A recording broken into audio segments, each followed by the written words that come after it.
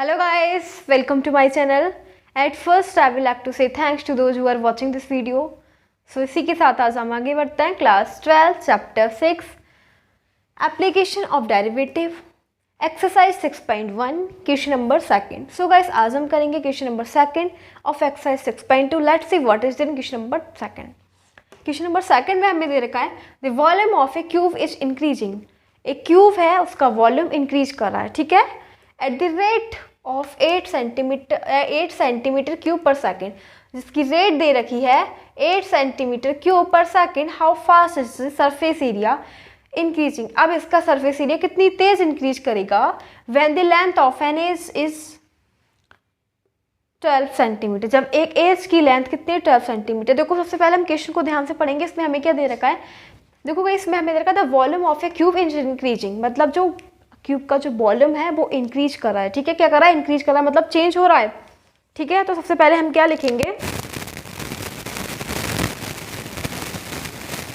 Answer second. पहले तो ये बताओ वॉल्यूम ऑफ क्यूब होता क्या है. Volume of cube, volume of cube क्या होता है, ए क्यूब होता है. क्या होता है, ए क्यूब. अब एक काम और करेंगे, length of the an edge. इस क्यूब एक लेंथ लेते हैं, कंसीडर करते हैं, let the length of an is equal to x. देखो हम एज की लेंथ कितनी लेते हैं, एक एक्स कंसीडर करते हैं, ठीक है. अब वॉल्यूम ऑफ क्यूब भी क्या लेंगे, एक्स क्यूब. क्या ले लेंगे, एक्स क्यूब हो जाएगा, ठीक है. तो अब हमें क्या करना है, और हमें ये भी दे रखा है कि जो वॉल्यूम ऑफ क्यूब है ना वो इंक्रीज कर रहा है, ठीक है. तो वो क्या दे रखा है, मतलब dv over dt is equal to 8 centimetre cube per second. आप इस लाइन को बाद में लिखना, ठीक है. पहले ये लिखेंगे let the length of an edge is equal to x. And देखो हमें क्या दे रखा है 8 सेंटीमीटर क्यूब पर सेकेंड. पहली बात तो हमें ध्यान रखना है कि हमें दे क्या रखा है. हम यूनिट से भी पहचान सकते हैं कि हमें ये क्या दे रखा है, ठीक है. यूनिट से भी पहचान सकते हैं. देखो सेंटीमीटर क्यूब किसकी यूनिट हो गई, क्यूब वॉल्यूम की यूनिट हो गई क्यूब, क्योंकि इसके अंदर क्यूब आ रहा है ना. सेंटीमीटर क्यूब वॉल्यूम की यूनिट हो गई, एंड ये हो गई सेकेंड टाइम की. तो इसे हम लिखेंगे dv ओवर dt, ठीक है. क्या लिखेंगे, dv ओवर dt. हमें दे रखा है 8 centimetre cube per second. I hope आपकी समझ में आया होगा कि मैंने इसका कंसेप्ट क्या बताया, कि आप इसको यूनिट से पहचान सकते हो. अगर हमें यूनिट दे रखी है सेंटीमीटर क्यूब की, तो ये यानी कि वॉल्यूम दे रखा है ऊपर वाला, नीचे वाला हमें टाइम दे रखा है क्योंकि इसकी यूनिट सेकेंड दे रखी है. तो इसका ये हो जाएगा 8 सेंटीमीटर क्यूब पर सेकेंड. अब हम एक काम करेंगे, अब हमें क्या दे रखा है, क्यूब का वॉल्यूम कितना होता है, एक्स क्यूब, ठीक है. क्या होता है, एक्स क्यूब. जो भी चीज़ हमें दे रखी है हम लिखेंगे कि v equal to x cube. अब हम इसका ना on differentiate with respect to t. इसका t के रिस्पेक्ट में डिफरेंशिएट कर देंगे. तो करेंगे तो b पहले लिखेंगे d ओवर डी टी, क्योंकि ये डिफरेंशियल का ऑपरेटर होता है. d ओवर डी टी किसके रिस्पेक्ट में कर रहे हैं, t के, इसलिए मैंने यहाँ पे t लगाया. इधर कर रहे हैं हम b का, और इधर करेंगे d over D T x की पावर क्यूब का, ठीक है. तो dv ओवर dt तो बिल्कुल एज इट रहेगा, एंड x की पावर क्यूब का. पहले हम पावर का करेंगे, पावर मल्टीप्लाई में, और पावर में से 1 सब्ट्रैक्ट, फिर करेंगे x का. x का किसके रिस्पेक्ट में करेंगे, t के. तो dx ओवर dt हो जाएगा. तो हमारे पास क्या मिला, dv over dt is equal to 3x square dx over dt. ये हमें मिल गया, ठीक है. अब गाइस देखो फिर हम नेक्स्ट क्या करेंगे. अब हमें और दे रखा है कि how fast is the surface area increasing. अब सरफेस एरिया भी इंक्रीज कर रहा है, ठीक है. अब क्या कर रहा है, सरफेस एरिया भी इंक्रीज कर रहा है. तो मैं यहाँ पे लिख लेती हूँ सरफेस, इसके आगे आपको लिखना है, इसको थोड़ा रफ कर लेते हैं, बस इतना. इसके अंदर x इक्वल टू 12 सेंटीमीटर दे रखा है, ठीक है. x equal to 12. क्वेश्चन को मैं रफ कर देती हूँ.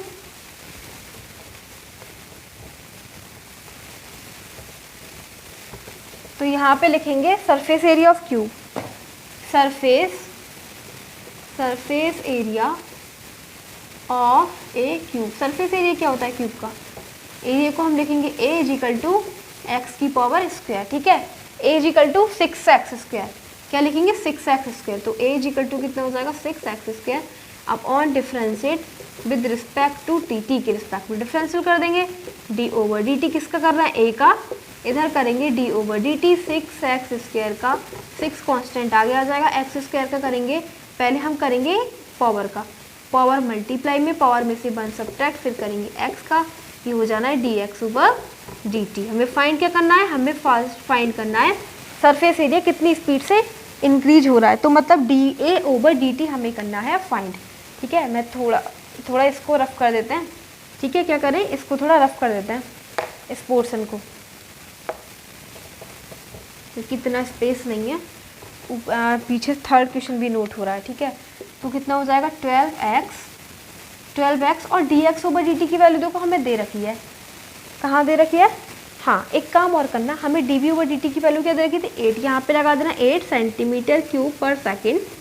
ठीक है, और ये जो है = 3x² dx/dt हो जाना है। यहाँ से हम dx/dt की वैल्यू फाइंड कर लेंगे। तो देखो गाइस क्या आ जाएगा, dx/dt = 8/3x², 8/3x² आ जाएगा। ठीक है, ये आ जाएगा 8/3x², इतना आ जाएगा। ये वाली वैल्यू हम यहाँ पे रख सकते हैं dx/dt की जगह, तो ये हो जाना है 8/3x², 3 4 जा 12 एंड x से x कट, कितना आ जाएगा 8 4 जा 32/x। ये हमारे पास आ चुका है। अब एक काम और करेंगे कि हमें x की वैल्यू दे रखी है, देखो क्या दे रखी है, एज दे रखा है ना 12 सेंटीमीटर। कितना दे रखा है, देखो एज हमें दे रखा है, ये है, x की वैल्यू हमें क्वेश्चन में दे रखी थी।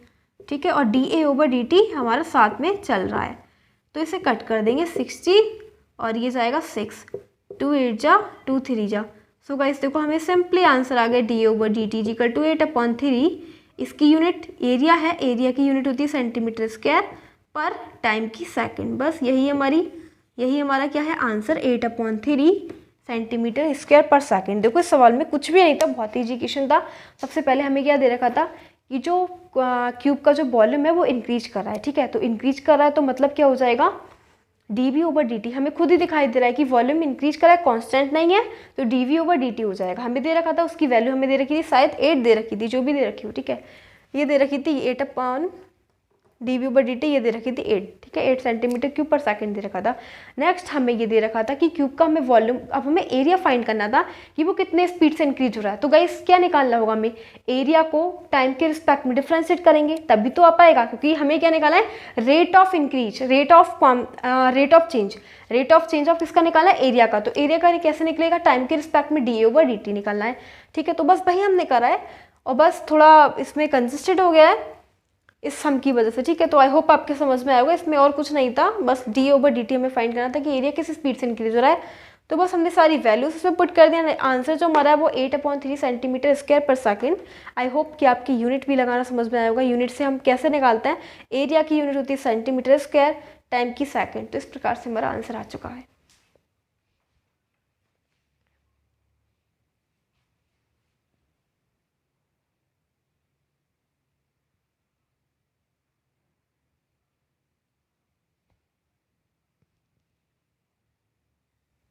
Now we are having question number 3 and अब हम देखेंगे बहुत ही ध्यान से क्वेश्चन नंबर 3। तो क्वेश्चन नंबर 3 में देखो क्या दे रखा है, the radius of a circle is increasing. क्या दे रखा है, सर्कल की जो रेडियस है वो कांस्टेंट नहीं है, वो इंक्रीज हो रही है। ठीक है, confirming eight the rate of 3 cm/s, और जो उसकी जो स्टेप से हमें दे रखा है 3 cm/s। Find the rate at, हमें रेट निकालनी है at which the area of circle is increasing. अब हमें उस रेट पे क्या निकालना है, वो रेट निकाल लीजिए जिस रेट पे हमारा जो सर्कल का जो एरिया है वो इंक्रीज कर रहा है। When the radius is 10 centimetre, जब रेडियस कितनी है 10 सेंटीमीटर। तो कैसे देखो बहुत ही ध्यान से समझेंगे, हमें क्या दे रखा है कि जो सर्कल की रेडियस है वो चेंज हो रही है। क्या हो रही है, चेंज। ठीक है, तो हमें मतलब क्या दे रखा है, चेंज का मतलब dR/dt, और हमें दे भी रखा है dR/dt, क्योंकि ये हमारे r है रेडियस एंड इसकी यूनिट टाइम की, सेकंड की यूनिट t, टाइम सेकंड। तो इसको लिखेंगे 3 cm/s। ठीक है, ऐसा हमें दे रखा है। फाइंड द रेट, अब हमें रेट फाइंड करना है at which the area of circle is increasing. तो किस रेट पे जो सर्कल का एरिया है वो इंक्रीज कर रहा है, मतलब हमें ये निकालना है dA/dt हमें फाइंड करना है। ठीक है, ये हमें फाइंड करना है और रेडियस हमें दे रखी है 10 सेंटीमीटर। तो क्या करेंगे, पहले तो हम एरिया ऑफ सर्कल लिखेंगे। ठीक है, एरिया ऑफ सर्कल, तो एरिया ऑफ सर्कल क्या हो जाएगा गाइस, A = πr²।